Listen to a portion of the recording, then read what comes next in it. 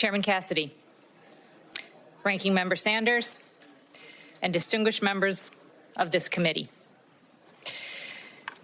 Thank you for the opportunity to testify before you again. My name is Susan Monarez, and I am a microbiologist and immunologist.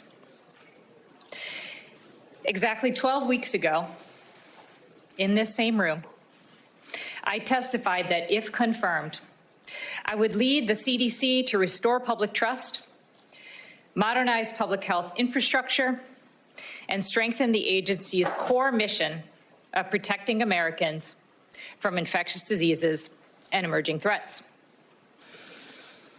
I was honored to be nominated by President Trump and confirmed with the Senate support. Secretary Kennedy himself swore me in on July 31st, calling me a public health expert with unimpeachable scientific credentials. My tenure as CDC director lasted 29 days.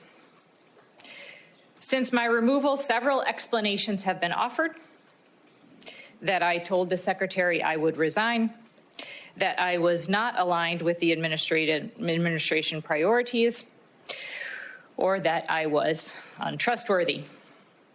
None of those reflect what actually happened. I will share the details, but I want to be clear. Today should not be about me.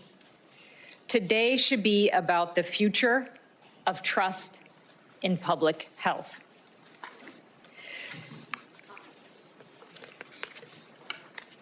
The events leading to my dismissal began weeks before August 25th.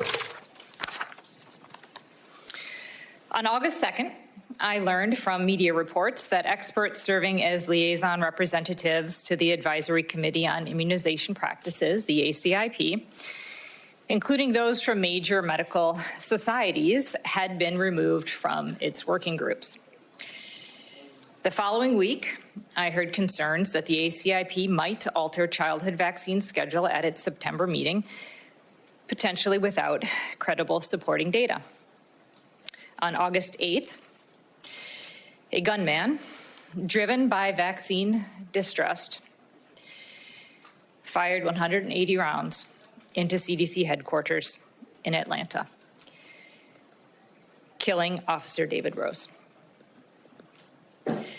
In the days after the attack, I focused on security, staff, and ensuring the CDC could continue its mission. On August 19th, I received a directive from the Secretary's office that I now required prior approval from my political staff for CDC policy and personnel decisions. On August 21st, I was told to return to Washington from Atlanta immediately, which would have meant missing Officer Rose's memorial, something I was not willing to do.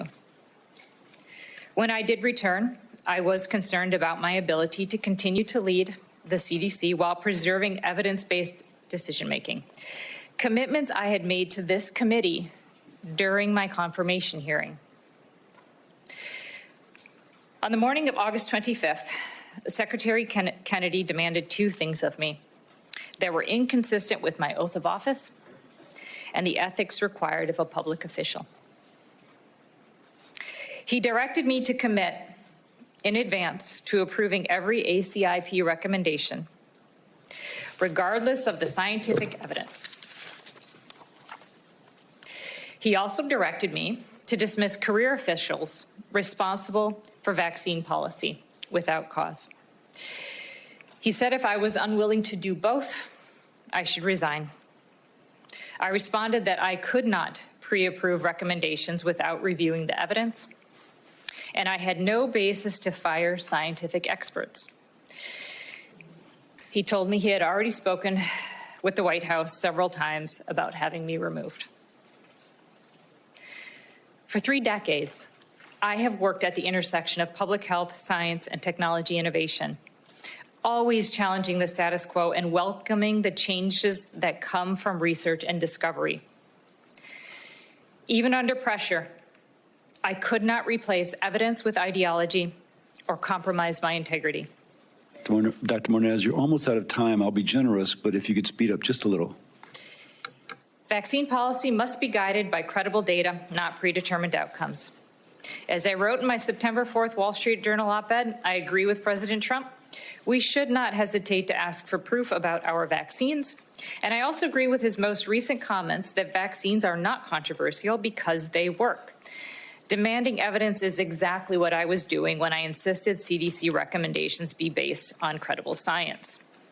I was never misaligned with the administration priorities. The goals Secretary Kennedy recently cited publicly, protecting the public from threats, building infrastructure, modernizing systems, investing in the workforce, and enhancing scientific rigor were the same priorities I articulated at my confirmation hearing and began advancing during my short tenure. I remain supportive of those priorities. The question is whether they can be achieved without the expertise required at CDC. Regarding trustworthiness, I cannot define that word for Secretary Kennedy. I made commitments to this committee that I would lead with integrity, transparency, purpose, and work with Congress to maximize health outcomes and protect the American people. Secretary Kennedy told me he could not trust me. I had refused to commit to approving vaccine recommendations without evidence, fire career officials without cause, or resign, and I had shared my concerns with this committee. I told the secretary that if he believed he could not trust me, he could fire me. The next day, I was told I still had my job, but the secretary's expectations remained: approval of ACIP recommendations and dismissal of career scientists.